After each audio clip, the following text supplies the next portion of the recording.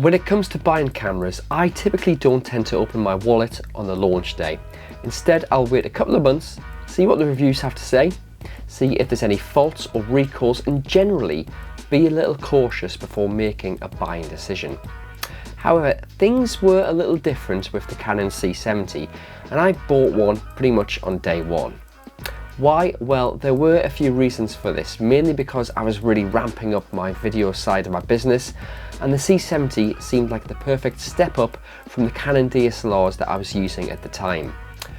But after nearly 3 years of use, how exactly has the C70 done? Well, in truth, it's a mixed bag. There are some features I love, but others that are really frustrating. So in this video, I'm going to take a deep dive into 5 things I love and 5 things I really hate about the Canon C70.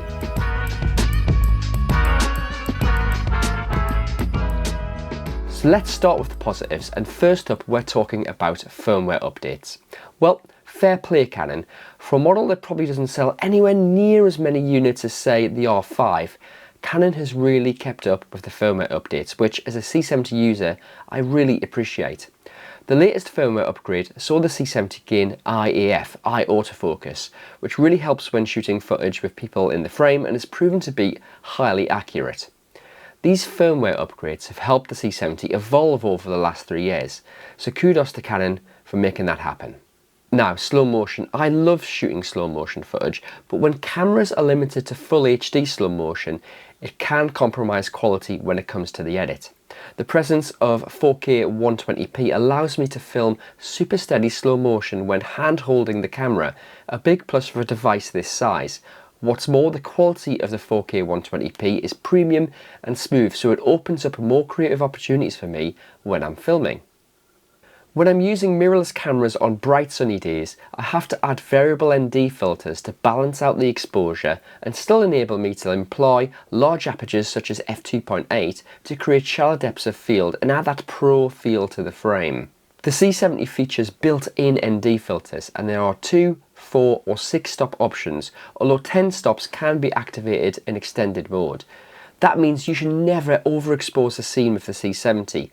And also, it will save you money as you don't have to buy these extra accessories. A lot of people bemoaned the fact that the C70 uses SD cards instead of CF Express, but hear me out on this one, because I'm actually pretty pleased Canon made this choice. For starters, fast F90 SD cards can cope with all the data the C70 churns out. Even when capturing 4K footage, I've never had a problem with any buffering whatsoever. What's more, SD cards are, on the whole, a more budget-friendly storage solution, and the presence of dual slots means I have a bunch of options, such as making an instant backup to the B card, or recording normal files to one slot and proxy files to the other.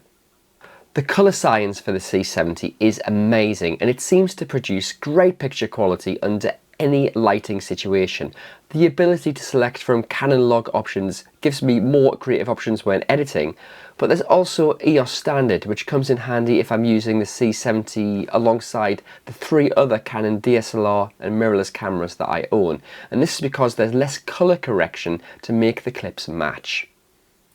Now, let's move on to the downsides and drawbacks of the Canon C70, because unfortunately there are a few, and we're going to start with its weight and its size.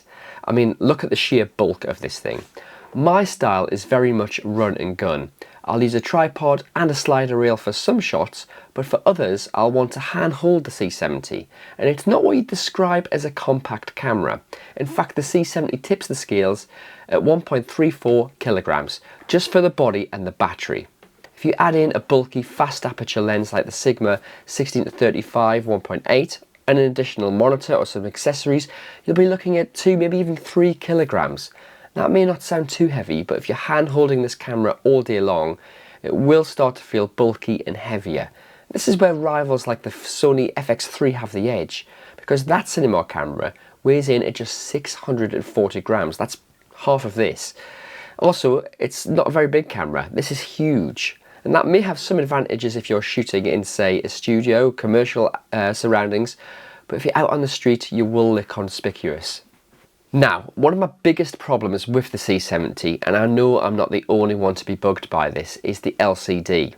First up, the hinge could be a little bit more robust. At least 2 fellow photographers have told me that they've had problems with the hinge becoming slack or wobbly, and I think mine is starting to head in that direction as well.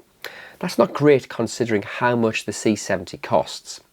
What's more, the visibility of the screen when you're out working in bright sunshine could be a lot better. Now, I tend to use an additional Atomos monitor when I'm filming, but if you don't have one, remember there's no EVF, so you're stuck with that flip out LCD, and that's not that cool. The menu system on Canon's DSLR and mirrorless cameras are awesome. They're always well laid out and they're easy to navigate, but the same can't be said for the menu systems on Canon's cinema cameras, and this includes the C70.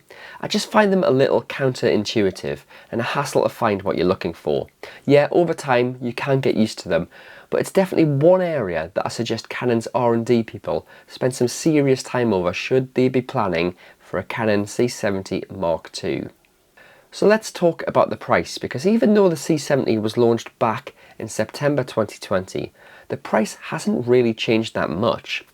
With, say, mirrorless or DSLR cameras, you would expect to see a significant depreciation on the launch price, but the C70 has stayed pretty much the same, bar some select promotions, but these would have been different depending on which territory you live in. At the time of recording, the C70 retails for £4,699 in the UK and $5,499 US. I guess as a current C70 user, one minor concern is just why Canon hasn't brought out a new version of this camera. I mean, considering it was launched back in 2020, think of the mirrorless cameras that have come out since then, the Canon R7, the R6 Mark II, the R8 and so on. How many cinema cameras have come out? Well, just the R5C, which isn't really like this camera. It's a completely different form factor. It's not like the C70 or the C300, that sort of style of cinema camera. So let's talk about my verdict. After 3 years, what do I really think about the C70? Well, I can't deny it's an exceptional tool that is capable of capturing some epic video footage, and it has served me well over the last 3 years. But it's a long way from perfect, and the size and weight of the C70 is one of the major stumbling blocks to this device. You know, I'd wish Canon had really followed some of Sony's playbook and gone for a smaller footprint. That said, the C70 is robust, has amazing colour science, and apart from that hinge, hasn't really missed a beat. Do you know what? I think I will hold on to it for another year.